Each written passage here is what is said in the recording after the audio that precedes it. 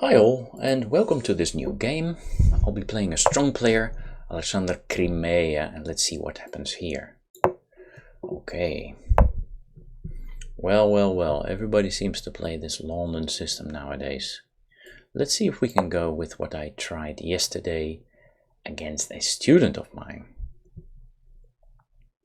Not so sure I'm all too happy with this. Altogether too happy with this, but because I normally try and play the King's Indian, but now I just want to try this Slav setup with the bishop outside the pawn chain. So basically what I'm going to try and do is play the London system against white. Okay. I have some ideas here at least. Maybe I should just first play this move.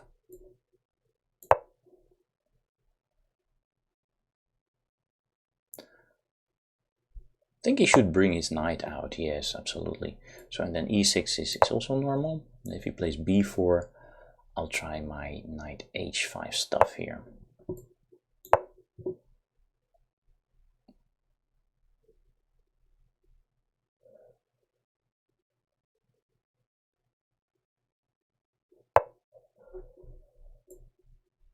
But of course white is better here, we all know that, don't we?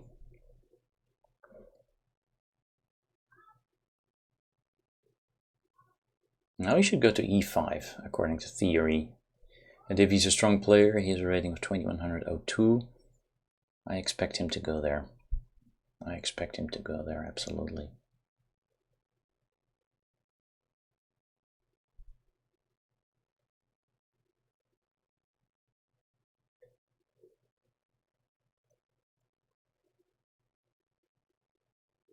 Of course, now I should be careful that my knight on h5 and my bishop on f5 are not vulnerable to tactics. You know, there's bishop e2 immediately hitting the knight on h5.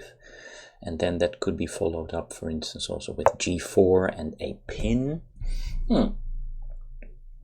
Okay, so he's giving me the bishop, yeah? I think I can just take that bishop and go a6. That's quite nice. Let's do that. Takes the bishop and goes h6, or a6 rather, and then we'll take it from there. Now I want to try and play like I did yesterday against my student. I want to try and prepare the e6, e5 break. And he has trouble playing now, I think. Now maybe he wants to go knight h4 and trap my bishop. So I think the idea could be here to play h6, g5, bishop g7, and then maybe take it from there. First and foremost, I think I just want to protect,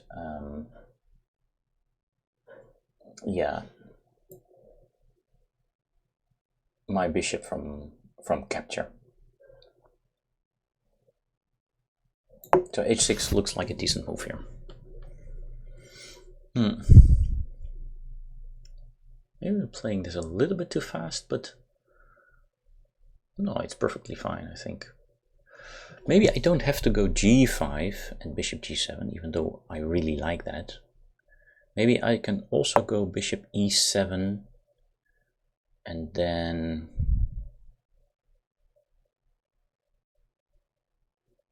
bishop f6, which also sort of prepares e5, but he can always try and lock me up then with f4. So let's see what's going on now. He's allowing me actually an immediate e5. So maybe I should take that opportunity before he goes f4, huh? And then it might be difficult for me. Another idea for him would be, of course, to play knight b3 to a5, hitting my b pawn, but I can always safely defend that with rook b8, because there is no longer any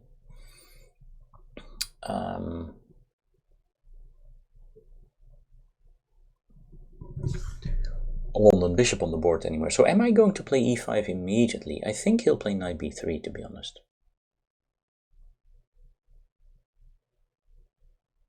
yeah.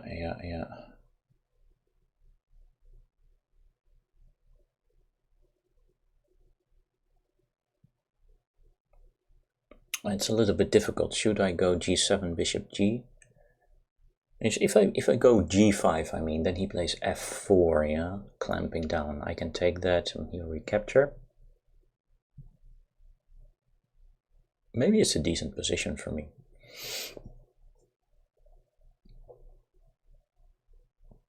But I should also be careful because he still will have some chances. Once his knight gets to a5, there will be sacrifices, you know, like bishop a6, ba6, and then once my rook is on b8, there will be knight c6. So maybe the rook in that case will have to go to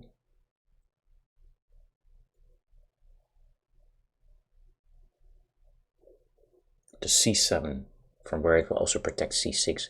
This is difficult, but I want to play fast. I might also just try, you know, bishop c2, I don't know.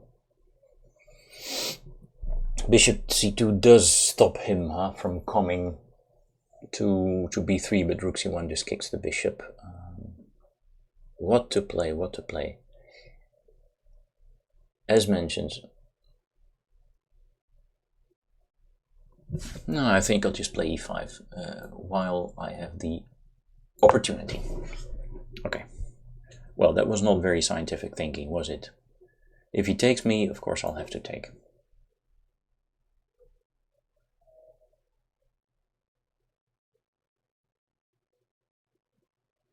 And then I hope just to be fast enough somehow. I don't think the plan ever here is in the other line where white gets to keep his bishop is bishop e7 d8 to snatch off the knight once it appears on a5, because then white recaptures with the b pawn and then he plays rook a3 to b3. And no, if anything, my advantage here should be that I have the dark squared bishop. Well, advantage, let's say favorable imbalance for me. Yeah, what I also wanted to say is that under circumstances I may have knight b8, depending on my weaknesses there, but that's very passive. And of course, if he takes on e5, then my knight is in the center. I think he should go knight b3 to maintain the tension, because if I take on d4, then he gets to take back on d4 with his knight hitting c6 and bishop f5.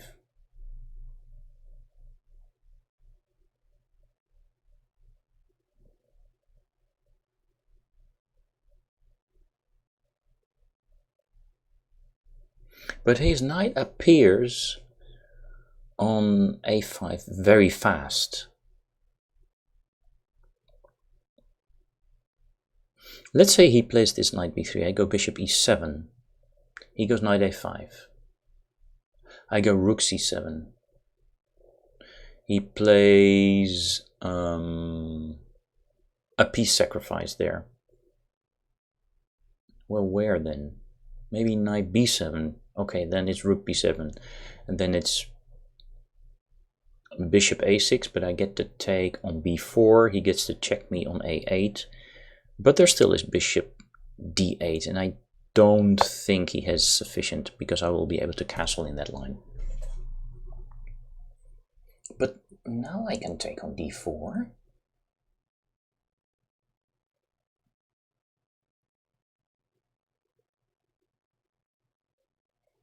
And I'll have some pressure against d4. Yeah, so where does his bishop want to go? Well, I'm not too afraid of g4. So I think I might just play that, yes.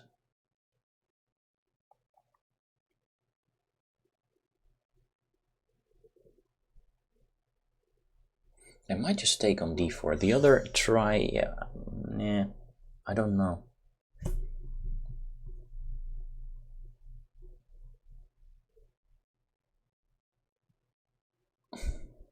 The other idea is just to go bishop e7, huh? And once my knight is on e5, it's a very central knight. That's also very nice. It might just jump into d3 later on. Yeah, so let me just maintain that tension for now and just finish development with bishop e7. That looks just good. As mentioned, I'm not too afraid of g4. I'll just drop back the bishop. And I'm also controlling g5 pretty well. So I think this is a safe move to play. Maybe the only move I need to take a look at there is e4, but I take that, and then I also take d4 for free somehow. So I don't really believe that. So let me go here, bishop e7. I'm down on the clock a little bit, so... Okay, now I don't need to fear any e-file problems anymore. Position is still equal, of course.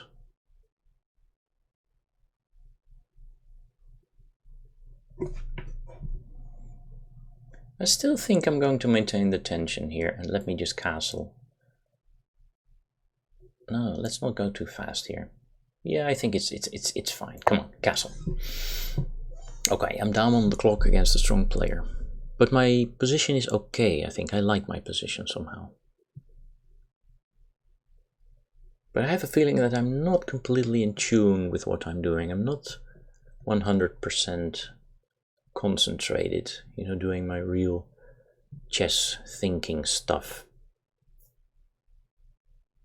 Do I have another plan now? Okay, now he takes, now he does take. Okay, I have to go here.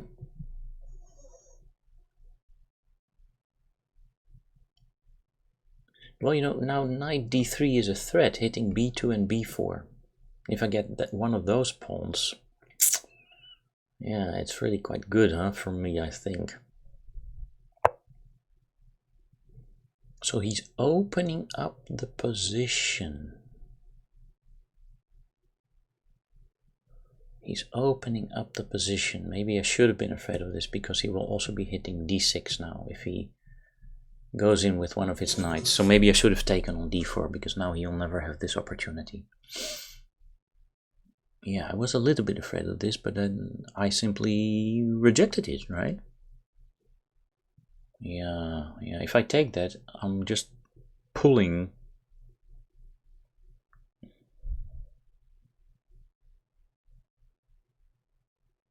This is a strong move. This is a strong move. I have to react very carefully now. If I take that, I'm just pulling, let's say, the d2 knight to e4. That prevents my bishop from coming.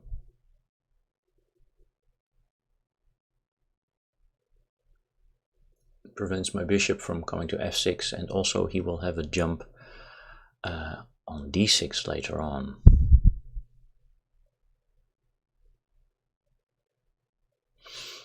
If I move the bishop to, let's say, e6, it's also not an improvement, because he will take on d5. So this was a mistake. I should not have allowed this. I should not have allowed this. Absolutely not. So I should take on d4. That's something I can learn for the next time. But you know, I still think I must play like this. And now let's see if we can make use of the central files somehow. Because my rooks might be a little bit more useful than his.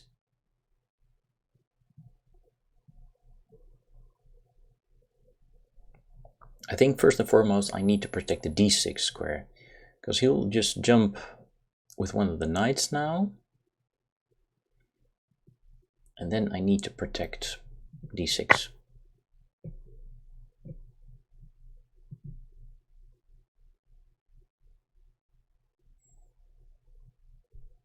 Yeah, it seems he will be able to put something on d6 anyway, right? Because he can also bring a rook to the d file. So where is my counterplay? I don't have my beloved dark square counterplay. It falls short here. I'm just too late. I'm just too late. Maybe the bishop should have gone to g7, but that takes more time, huh? Okay.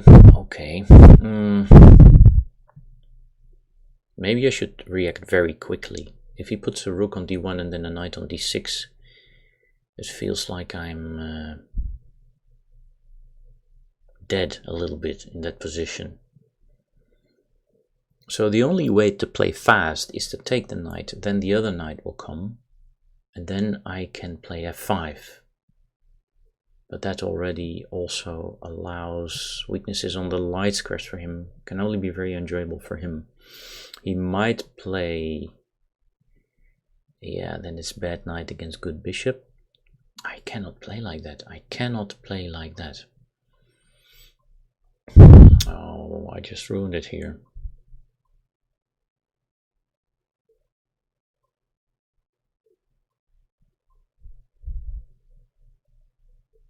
I allowed e4, which is strong. I could have taken. I don't understand how it can be so bad so quickly. How can it be so bad so quickly?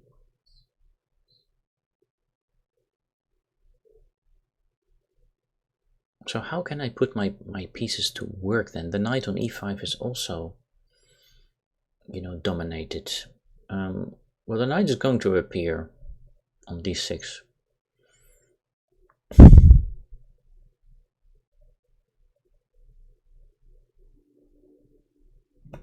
I think I'm gonna have to play this move anyway. So let's start with this rook cd8. Now we'll put a rook there, and then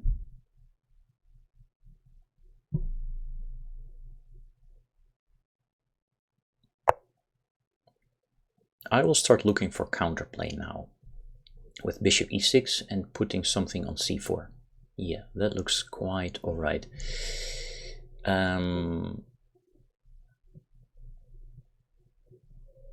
And then, of course, once the knight appears on d6, I think I will have to take it and then attack it somehow.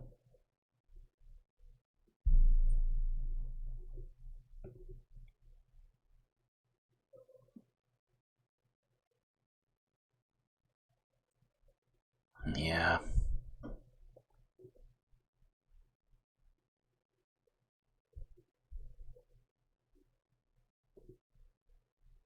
Well, this is just a hunch move that I'm playing here. Okay. If he now puts the knight there, there might also be, funnily enough, rook d7, huh? Rook d7. Okay, rook d7 and then the other rook. Then I would be hitting the knight 3 times. He could only defend that with his other knight. But then I could play f5. I could play f5. Oh, what's he doing now?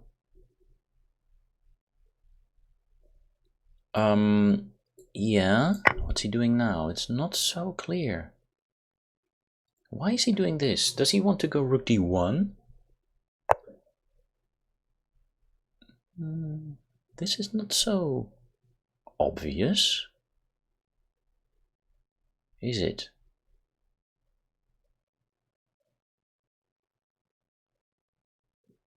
Is this so obvious? Well, I can take, for instance, yeah? I might have a good position if I take, because you will either lure away. Yeah, I'll take. I think I'll have to take. And then just run the king over, because the pawn on d6 might just be weak in that case, you know? Might just be able to stop it, round it up. So check. I'm not sure why he did this. I think he should have started with knight d6 first. But I need to calculate very carefully, because I'm seriously down on the clock.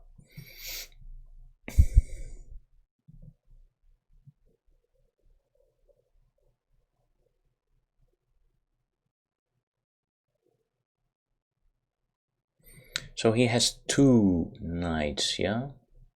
2 knights. Okay. I can just bring the king over, can't I? I think I like that. Knight c4, it doesn't really do anything yet.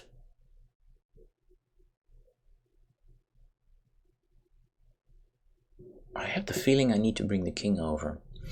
Or can I play something else? I mean, does he have any targets at the moment? I can hit the knight. I can also play... No, I think in on all the cases I want my king closer. So I'll just see what he does and give him the opportunity to maybe make a slightly less accurate move here.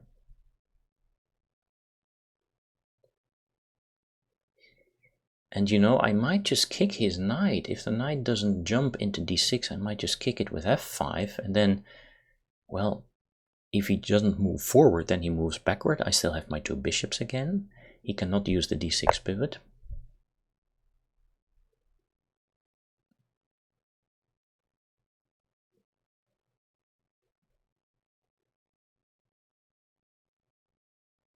It's getting difficult now. It's really getting difficult. f5, you know, all those knights jumping.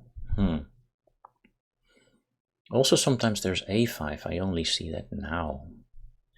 Well, I could try that now. If I play f5 now, he can only go to d6. If he goes to d6, I take it. He'll take, and I'll just go king, yeah? And then the other knight does not have any forward squares. Of course, the pawn on f5 is weak. But this knight also, for the moment, cannot jump forward. But maybe now he wants to go, now he wants to go f4, and I cannot use that knight.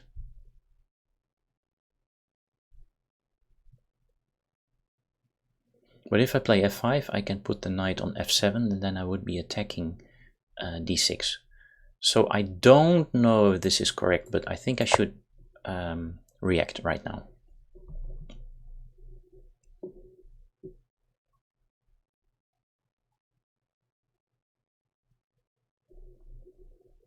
Yeah, okay. Tricky, tricky, tricky.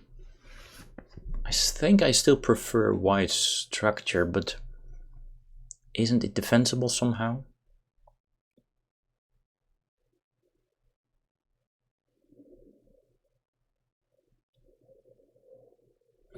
It's somehow difficult for me to see the screen. The board is big.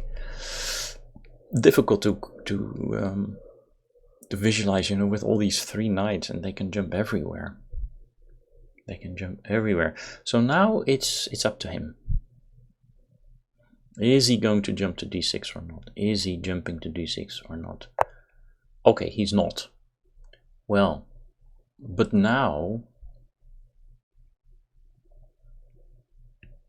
he's not jumping.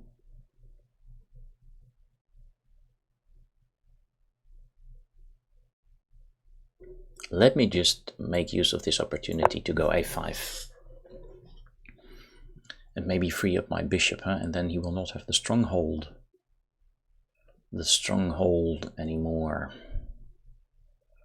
Well, I just hope that I'm not making any blunders here, but I still seem to be controlling lots of squares, which is quite nice. f4 would now be a blunder because of bishop takes e3, right? Maybe I'm even threatening bishop takes e3 just to ruin his structure a little bit. What could be another idea for me? I can't really jump forward with the knight, unless it would have to be knight g4. Another try, yes, another try is bishop b4. That would be a double hit. That would be a double hit. It would be, of course, yeah, maybe I should just start taking all those pieces. Let's see if there's something else, huh? Let's see if there's something else. He's not, yeah, he's threatening my knight. Well, we could just start by taking that knight. Let's just start with taking that knight and then see where we go from here.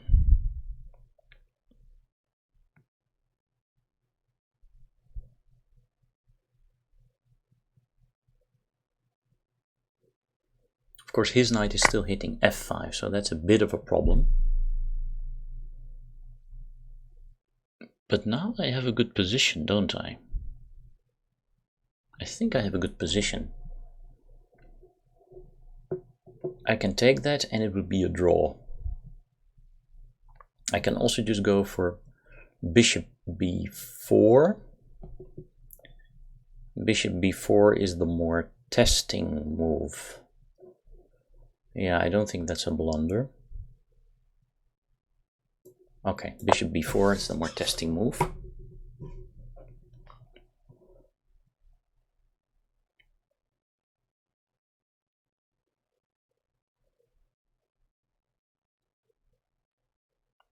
And I'm afraid it will be a draw, because even if I get to win the pawn on a5. But maybe, yeah, okay, so he's giving me that. He's giving me that. Let's take that then. I'm not sure that was necessary. I'm not sure that was necessary. Okay.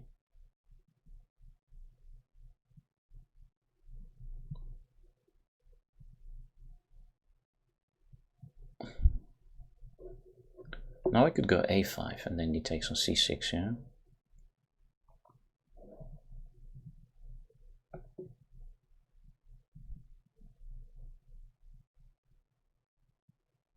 The other move is c5 and then he takes on a6. Yeah. I don't have anything here, do I? Do I have a trick here? Do I have a trick? a5 is nice, I guess.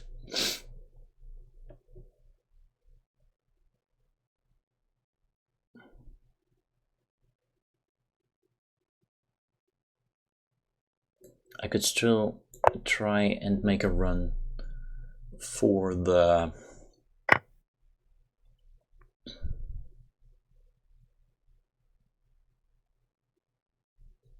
yeah.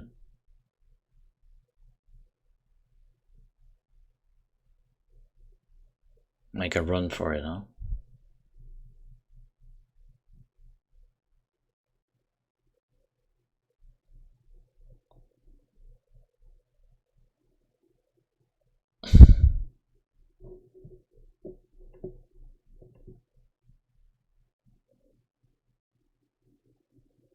Okay, let me try and make a run for it like this.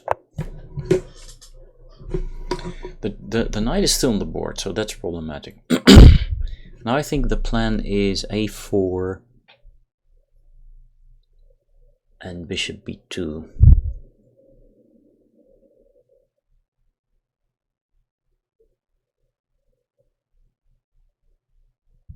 He might just play knight d4.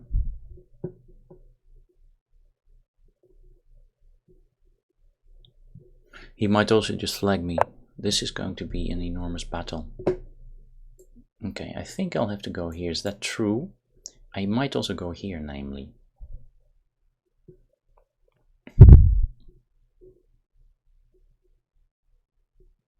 Now I have to protect f5. I think I'll protect f5, so this move.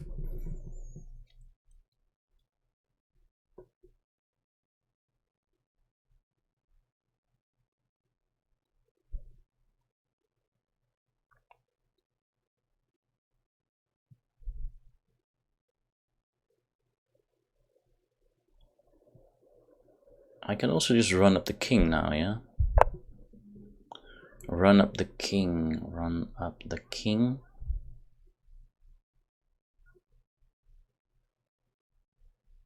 Okay, but what is bishop c3? That hits the knight. Knight can't really jump forward. He can go there, but then I can attack that. Yeah, let me just try that. It just sort of looks strong.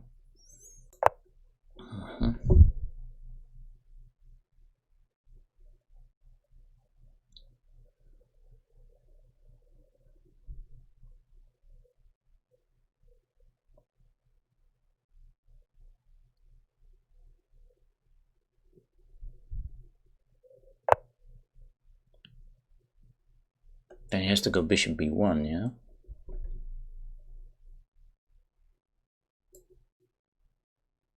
Okay, bishop b1 he has to go.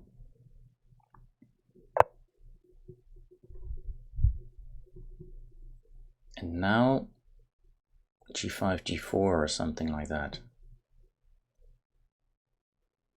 Okay, let's see, g5, g4. Yeah, it's kind of nice. g5, g4. I still think I'm better.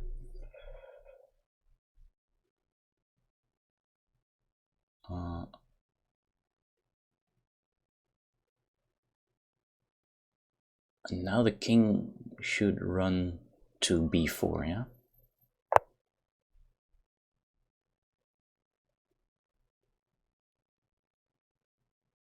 The king should run to b4. I'm dominating the knight.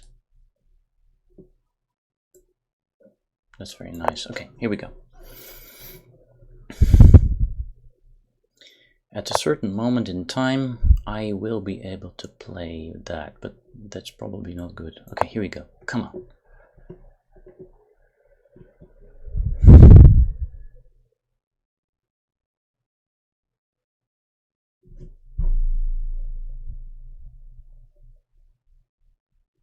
My two bishops, huh? My two bishops. Wow, yeah. Maybe at some point in time there's g4 and then bishop e1, huh? But who knows, I might just be in time. I might just be in time. Yeah, the other domination move is bishop f6. Bishop f6.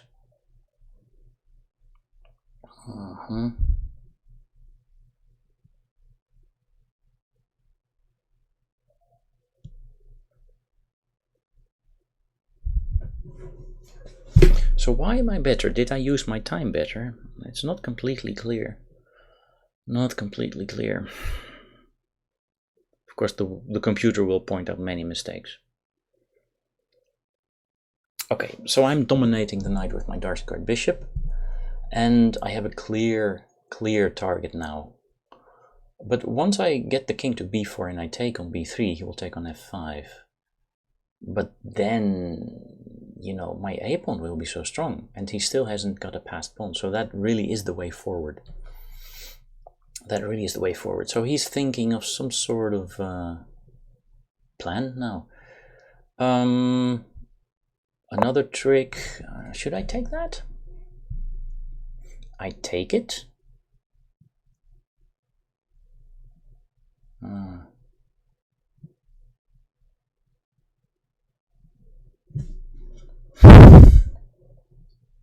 I can go here. Still his knight would be nominated. If I go here, check, and then king. Well, a king. No, it takes king e1, king here, king here, king here. He takes on there.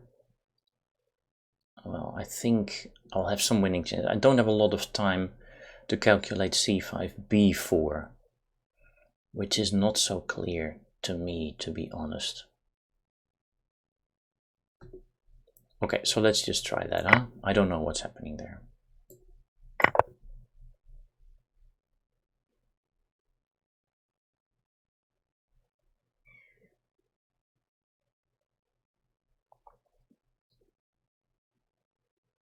Yeah, he might just draw it if he just goes for all my kingside pawns, huh?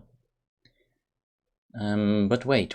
If I keep my bishop on the g8, a2 diagonal, I might just have superb winning chances. What? I can take that. That's time loser. But should I take? No, I don't think I'm going to take that. So this. If he takes here, I think I must recapture, right? Yeah. So I can do that as a pre-move. Okay. Now I take this.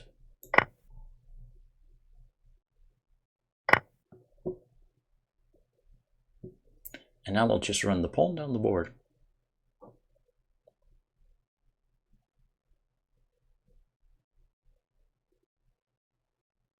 Okay, now this is where it becomes very tricky.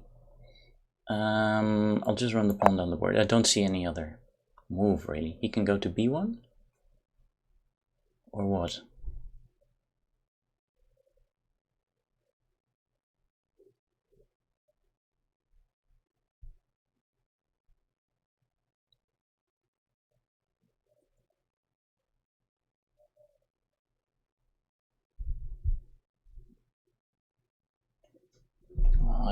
I should not put the pawn too far, I think. I can also pick up the one on g2 now.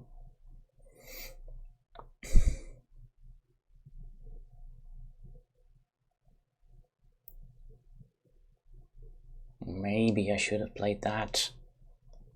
Maybe I should have played that first. I'm not so sure about that. This. Maybe this is a blunder?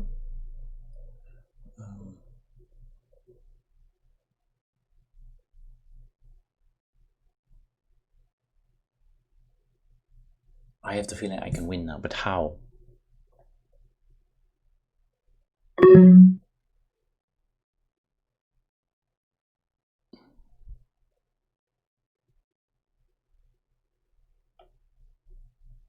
I can go.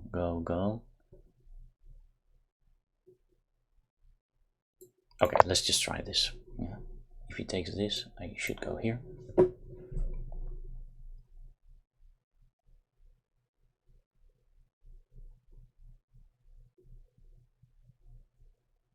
At least I won't, I can't lose this position, can I? Okay, I'm going to promote the pawn.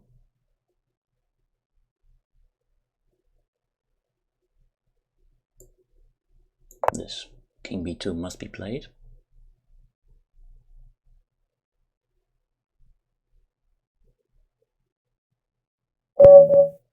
Yes, got it! Fantastic. I've got it. I won this game. I'm very happy with that. Let's analyze, guys. Let's analyze. Let's ask a request from the computer.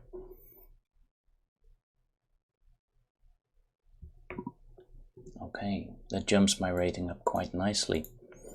So all of this is theory, you know. All of this is theory. And there's a number of choices white can make here on the ninth move. It's b4, it's knight f3, or it's h3. Those, to my mind, are the most important ones. b4 is something that I played 3 days ago in a club competition game. There my opponent also went knight h5, and I went bishop c7, and it followed until here. But bishop g3, I think, is not so good. I think the correct move is bishop here, because if now you try to take that bishop, then white can recapture with the pawn, and now all of a sudden this knight does not have a safe square to go home to. And this is very tricky, because I'm threatening now, or white is threatening now, such things as bishop e2 followed by a fork, or vice versa, h3 and g4. This is very difficult. Yeah. Okay. Anyway, he went to bishop g3. Yeah, the computer also doesn't like that too much, because now I can just maybe I did it too fast to take the bishop, but never mind. Now I can take the bishop, and if I can take the London bishop, then normally in these endgames white cannot really hope for a strong opening advantage anymore, since one of the weaknesses, b7, that can be attacked as per the game, but it didn't really happen, can safely be protected then with either rook c7 or b8. And obviously, if there were still a London bishop, then rook c7 or b8 would not be possible. So these are very important things. So I took, of course, he recaptured here. Now my pawn on a7 is hanging, so I played a6. Now he just continues healthy development. And yeah, there was a timeout here. I played h6. Maybe that is not at all a precise move. But I just want to hang on to my 2 bishops, you know. What is theory suggesting here? Theory is suggesting h6 on the second move. Yeah. Also there's bishop e7, but if he played bishop e7 and he does try to hit my my bishop, well, it's never the end of the world, of course. But I just wanted to play with my 2 bishops. So let's just go with h6, which is also still a theoretical move. And then knight d2 was played, which is on the 3rd place here. That's interesting. And then I thought, should I make use of the opportunity to immediately play e5? Yeah, I was hesitating between exactly those 3 moves: immediate e5, bishop e7, or g5. I thought g5 somewhat was maybe slow, and that if he wants to get a hold or a grasp over e5, that he might always be able to do that with such moves as f4 anyway. But maybe f4 is not so fantastic here. Yeah, well, this was a little bit difficult for me to evaluate. There's bishop e7 now. There appears to be g4. Yeah, okay. If g4, then play becomes a little slower, and I can always still manufacture the breakthrough on e5, since I still have sufficient pawn support for that. But play will take on a definitely slower character. For instance, what happens if he then goes here? Then one idea, for instance, if we go with the plan that I just mentioned, bishop g7, and he would hit me here on b7, I would probably be still happy just to play something like this. And all of those sacrifices on c6 or on a6, they're just insufficient. They're just insufficient for white to play. Okay, so that's something to remember, that I can also slow play the plan, and I don't have to play this immediately. Well, it's not a bad move, I suppose, e5. But now my opponent played bishop e2, which is no longer in the theory. So let's get rid of the theory for now and just take it from here, using our own mind. I played bishop e7, but he actually prefers, yeah, to go like this, because then there will never be any e3, e4 anymore. I didn't fear that to begin with, but I think I should have feared that to begin with. Even though I did defend well against any possible knight d6 incursions, not overreacting, but just bringing pieces closer and being prepared to take on d6, and then also being prepared to deal with that passed pawn, but also isolated passed pawn. Yeah, okay. That was well played so far. So bishop e7 is definitely a move. Castles he now played. g4 would have been better, he says. Okay, position is about equal. Now he says black's definitely better, but he wants me to take on d4. But yeah, so I maintained the tension wrongfully there, and for a moment that just slipped my mind.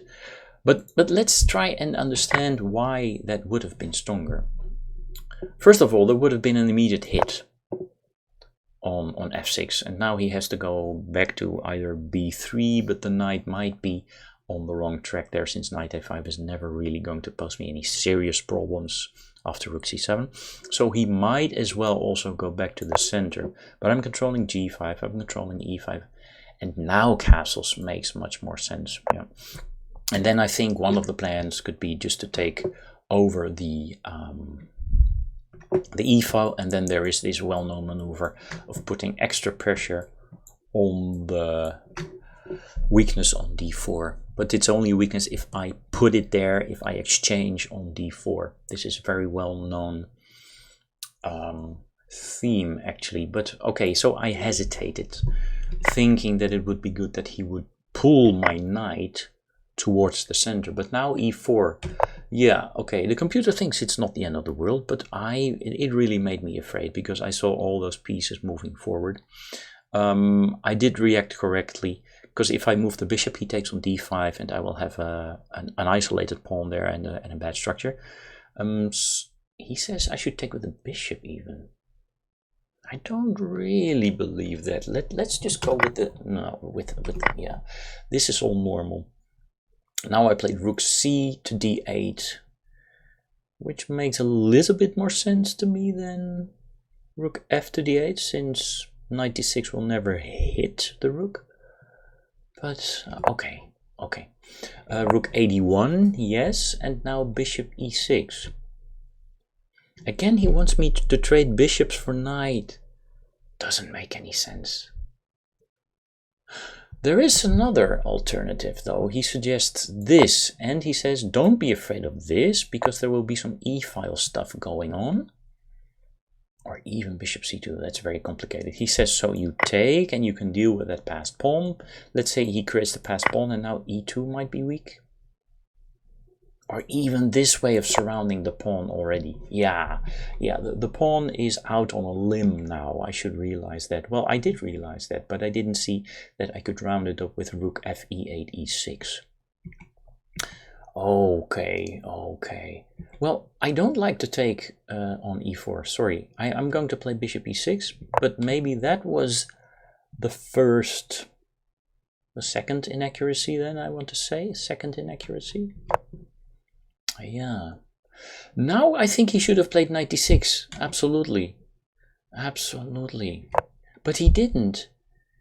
He pulled my rook to the d file, and then I was able to pull one of his pieces back to d1.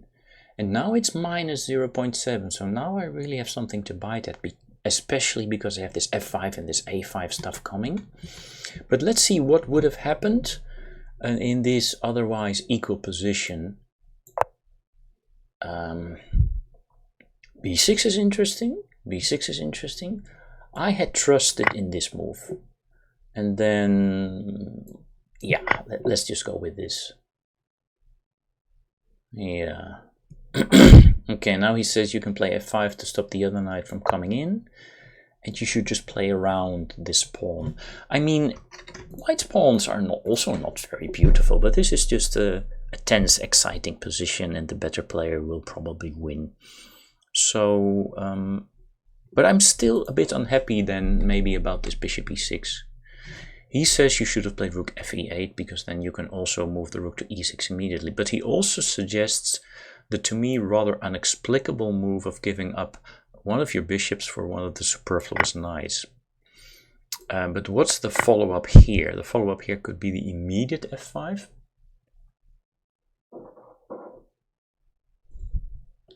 Yeah, one of the ideas here is if you go here, I think you take, and then there is rook f6. Right? Something like this, and there's rook f6.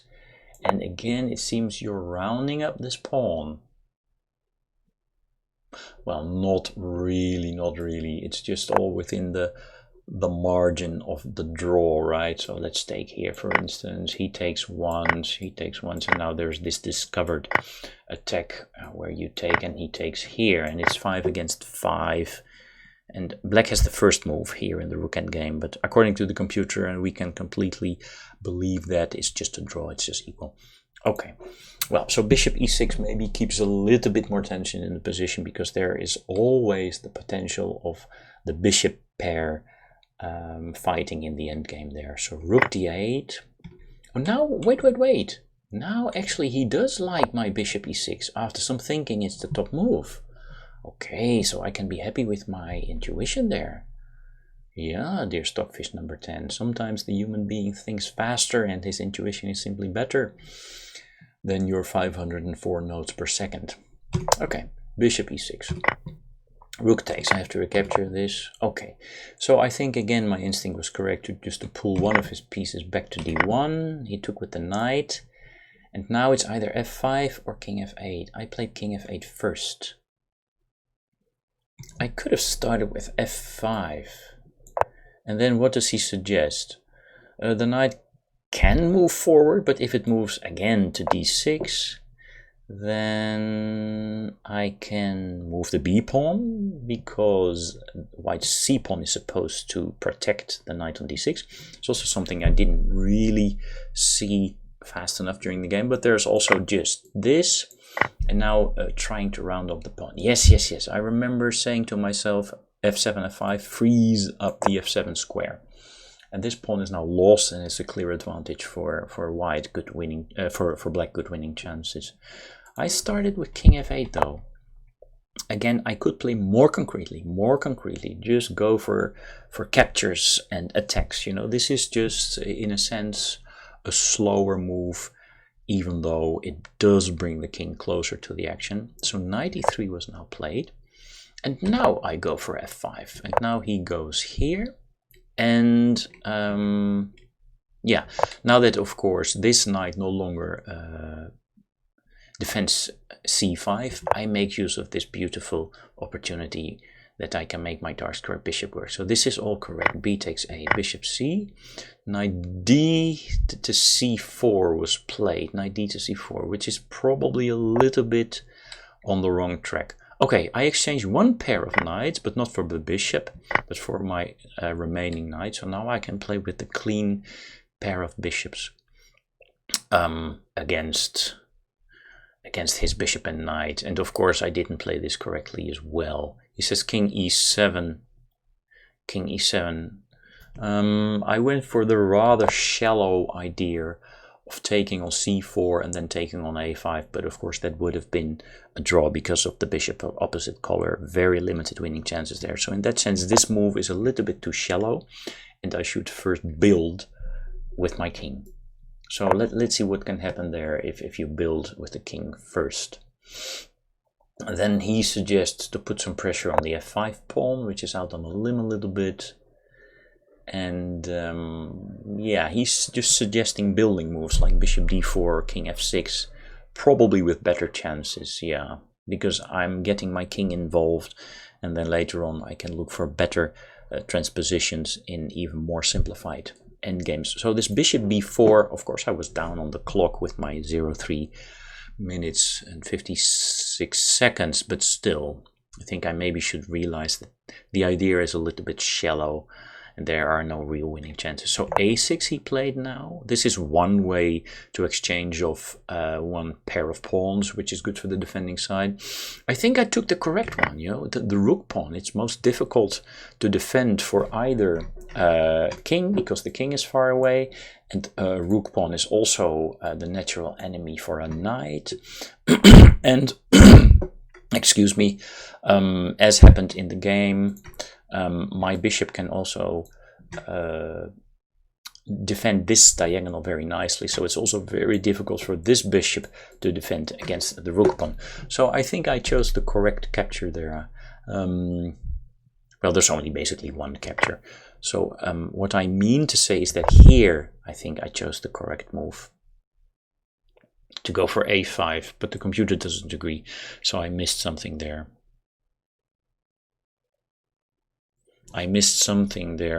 The computer says this was much stronger, but now I would lose my a pawn, right? So what's the trick here then?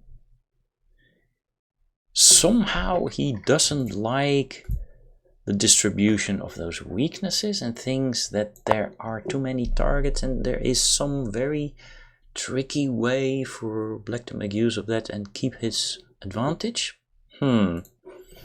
Okay, well, this is just, yeah, the human being in me. Now again, it was very easy and a bit soft to maybe try and win this position, because if he takes here, he might be in a spot of trouble, because my king might be a little bit faster to the king's side. Nah, not really. Not really. It's 1, 2, 3. 1, 2, 3. I don't think it's a big deal. So yeah, in the end I didn't play that, and I think the whole idea should be to keep the bishop pair. So he agrees with bishop b2. Yeah. Then knight d4 he didn't like too much. Knight d4 he didn't like too much. He prefers bishop d3. because for a moment that just keeps my king out of e7 for one move longer. Here my answer was quite easy, and now of course my king can go to e7, and that means it will be on the queen side faster. And of course bishop d3 is now just g6 or a4. Yeah, the other idea was to play a4 and then block or sort of tie down the pawn to b2 so that I could pick it up on the next move. And if he now snacks on f5, for instance with the bishop, then I think that's just dangerous because I take and now I get to win this pawn, and this is just excellent. This should just be winning, yeah.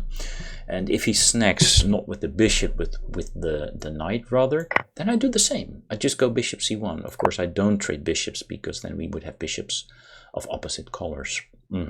So that was also quite, how to say, after bishop d7.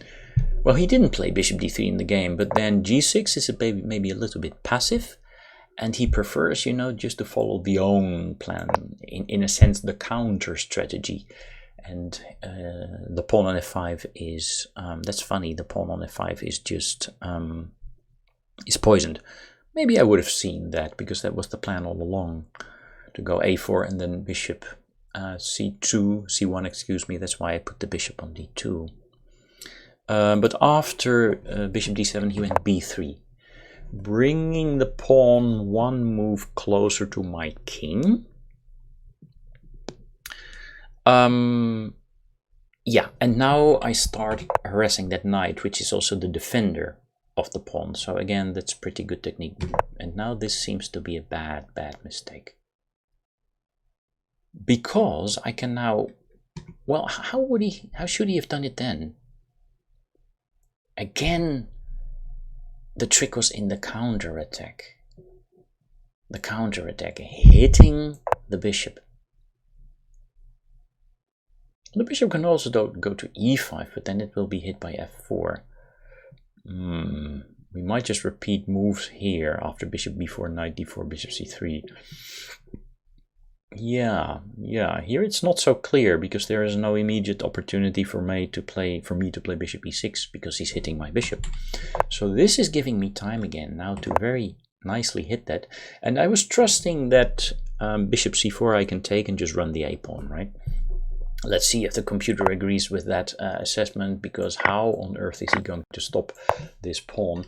There's just no passing the bishop for the knight, and the king is just way too late, so this is a simple win. So then I thought he has to go bishop d1, but he didn't. No, yes he did, of course he did, because he has to, yeah. And now g5 sidetracked me a little bit. There was no need to play that. I could just go for king e7 immediately. What was I thinking here? I thought that I would just be locking up the knight, but the knight doesn't have any business on h4 to begin with. So that was a bad move. I think that was a really a slip there, because after king e7, mathematically the position just seems to be a win. Yeah, okay. Yeah, just bring that guy over. I mean, towards the queen side, the knight is dominated. He can also not go to g5 even. And even if it goes, you know, to h5, h4, it's still not a danger. Maybe then I can kick it with g5 if I want to, you know, if I'm afraid of bishop c2 coming. But by that time, maybe that pawn on f5 also is poisoned. So king e7, again, you know, moving the king. So g5, that was a slip. I still maintain an initiative. Bishop c2, he says, okay, bring in the king, because bishop c2 does hit the pawn, but there's no opportunity for white to hit it a second time, because I've excluded knight h4. So I go back to the original plan, because bishop c2 now basically lost the tempo, and now he's a little bit late. Again, we continue like this. Knight e1. Yes, correct evaluation, because I'm just winning the pawn there. And I think he saw it, because now he he decided not to go to d2 anymore, because I'm just there first. I just pick up the b pawn, and then the a pawn should just guarantee the win. So he decided some sort of distraction strategy here. Yeah, maybe g4 was simpler, but no, king b4 is also just a simple win. Now king d2, but it's already too late. It's really already too late. So this is now a win. But okay, I can still make a horrible blunder here. And I do make a horrible blunder apparently. Oh, that's a pity. That's really a pity that I didn't show correct endgame technique here. Of course, there was not a lot of time, but 1.5 minutes. So why is... I should have played g4.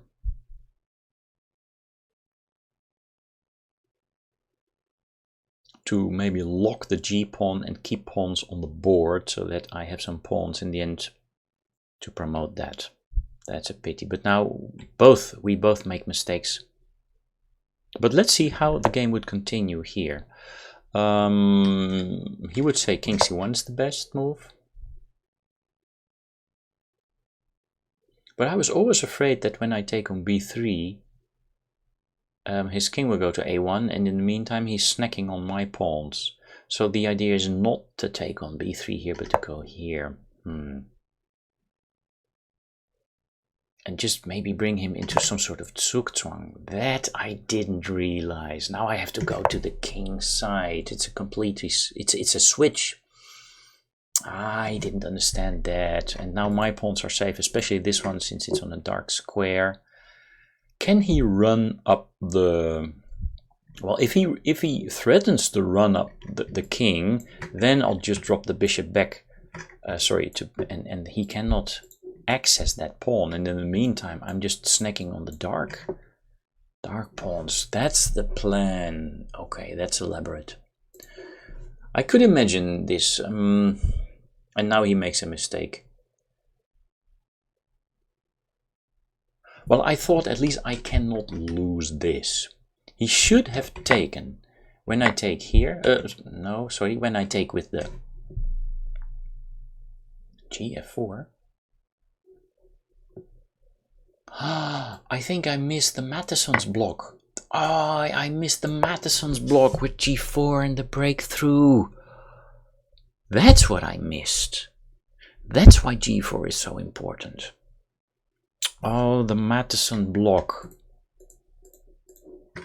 Forcing a passed pawn, and it's white who's winning. Oh my gosh, I would have taken on b3 here. I would have taken on b3 here. And blunder into a lost position. Oh man. When all along I played a pretty decent game. The end game is so tricky, especially with so little time.